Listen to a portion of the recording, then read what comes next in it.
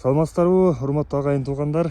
Биз азыр Аларча көрүстөндө турабыз. Алыкул Осмоновдун бүгүн каза болгон күнү эле ушу бейит башына келип, эскерип Куран окудук.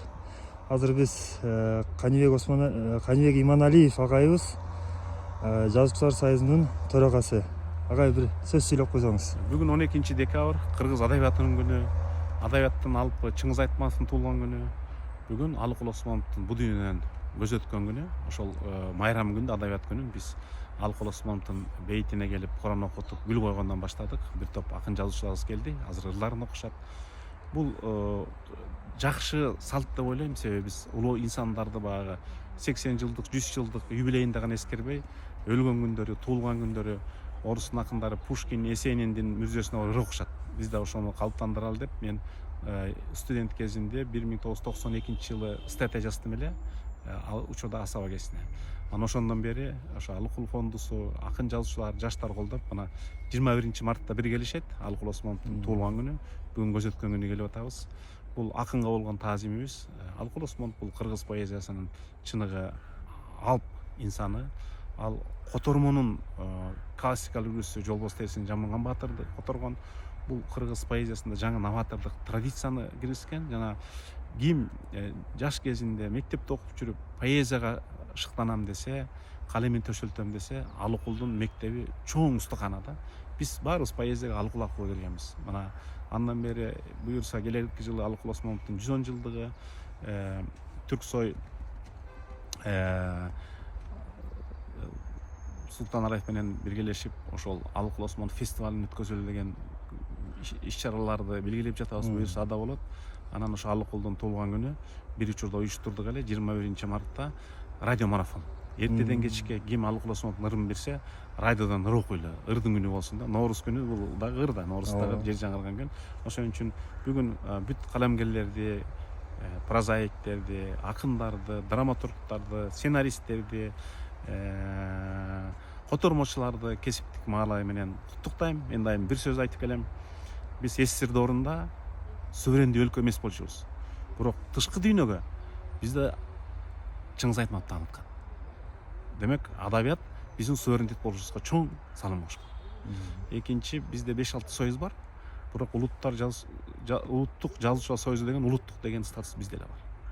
Анан кийин кыргыз эли адабиятка, сөзгө, тарыхка маани берген эл.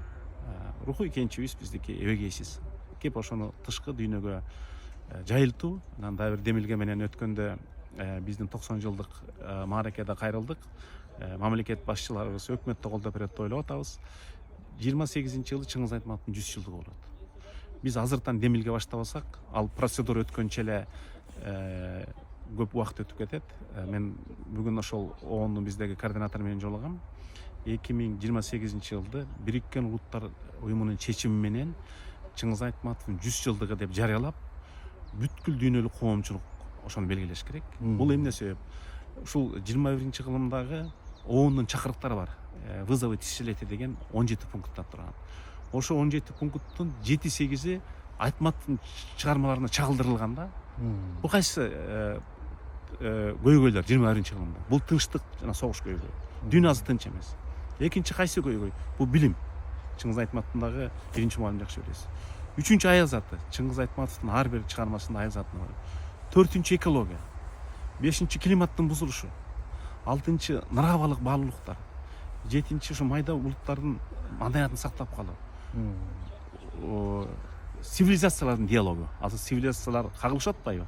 Айтматовдун чыгармаларында алар тил табышып сүйлөшөт. 21-кылымда белгилеген 17 көйгөй болсо, ошонун 7өсү Айтматовдун чыгармаларында бар. Демек, адамзат ошол 17 көйгөйдү чечиш үчүн Айтматовдун чыгармаларын карап окуш керек да. Мына ошол багытта биздин өкмөт да колдойт дейбиз, Бириккен Улуттар уюму да колдош керек. Жазда ЮНЕСКО менен биргелешип бир чогулуш кылалы деп атабыз. Бириккен Улуттар менен биргелешип Манас миңди кандай өткөзсөк, бийик болсо бийик, бирок кем өтпөш керек. Биз дүйнөгө ошол Манас менен Чыңгыз Айтматовдун атабыз чыккан. Биздин эң чоң казынабыз дагы, сыймыгыбыз дагы, кенчибиз да ошол да.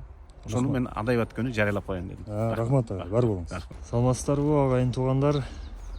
Аларча көрүстөндө турабыз. Алыкул Осмоновдун бейитине келип Куран окудук. Бүгүн 12 декабрь улуттук адабият күнү деп белгиленип келет. 2011 жылдан бери. Жакшы эже, жакшы, рахмат. Бул жерде мына Жоомарт Бөкөнбаевдин жаткан жери 1910 жылы туулуп өлүп, 1944 жылы дүйнөдөн өткөн экен. Сол жактан карасак, Салижан Жигитов улуткасын айткан адабияттын зор сынчысы. Кайран Салижан агабыз 36 жылы туулуу, 2006 жылы дүйнөдөн өткөн экен. Эми бул жерде Кыргызстандын дөшалары, залкарлары жатат. Кулатов, Төлөбай дейт. Жетекчилер, адабиятчылар, маданият кызматкерлери, Сүймөнкул Чокморовдун бейити,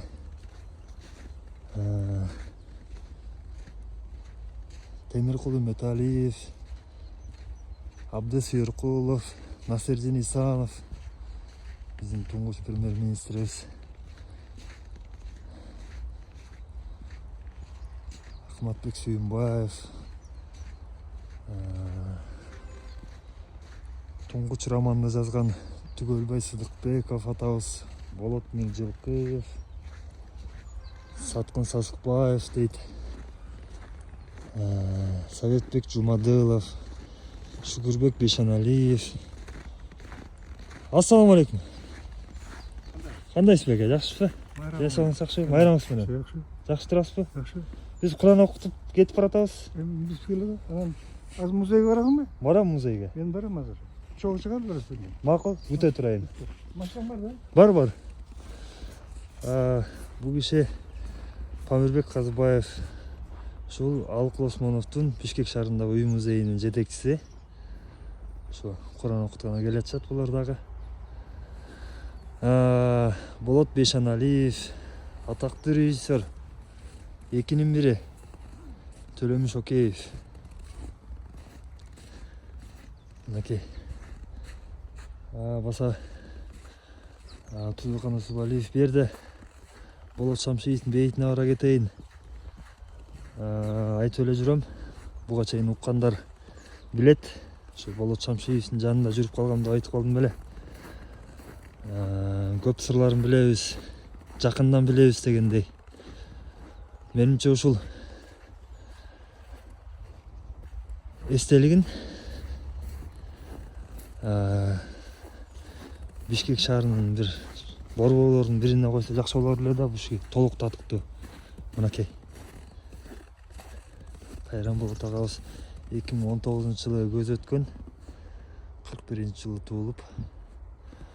Болотбек Шамшиев, анын жанында эле мына Төлөн Шамши уулу, акын болгон, апасы Авина Мырзакожо кызы дарыгер болгон экен. Мынакей, жакындан көрсөтүп коеюн туугандар. Болот агабыздын Манастын китебин кармаган айкели. Бул киши эми кинону айтпаганда да кыргыз журтчулугу билет. Караш, Ак кеме, Эрте келген турналар, Ысык көлдүн кызгалдактары жана башка кинолорун тарткан биздин режиссерубуз, эл баатырыбыз, кыргыздын туусун көтөргөн залкар дейт. Бул сөздө калет жок албетте. Бул киши нукура шаардык жигит болсо дагы ушул эрендердин эр оюну Көкбөрүгө ополтоодой салым кошуп революция жасап кеткен киши. Баштан аяк өзгөртүп, тайгазанды ойлоп таап, Көкбөрүнүн бүгүнкү деңгээлге жетишине эң чоң салым кошкон инсан ушул Болот Шамшиев. Арбагы ыраазы болсун. Окем. Андан ары ушул азыр Омар Султанов деп жүрөбүз. Кайран Дүйшөн агайдагы устатым деп эле. Ушул Омар Султановду жакшы көрчү эле бөтөнчө. Салижан Жигитовду, Алым Токтомушев, Эрнис Турсунов деп азыр өзү аралай баратабыз. Эми биякта ким дейт? Эшимканов Мелис дейт. Кыргыз журналистикасынын эле дөү шаасы да бул дагы.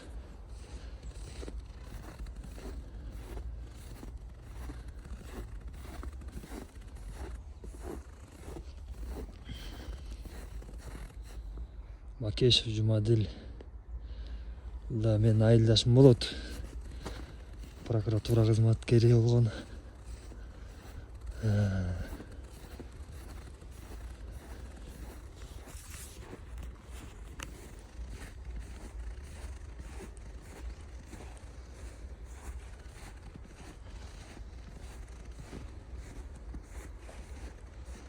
Исхак Разаков баш болгон, Усубалиев, Турдакун. Ушул кишилердин баары мына Кыргыздын мыкты жетекчилеринин баары ушул жерде жатат.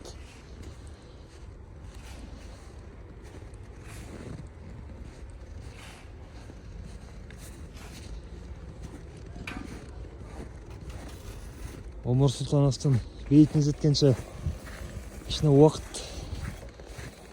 болуп атат. Туугандар, азыр телефонду видеону өчүрүп Омар агамдын бейитине жеткен кезде күйгүзөйүн. Мына туугандар, атактуу акын Омар Султановдун бейити.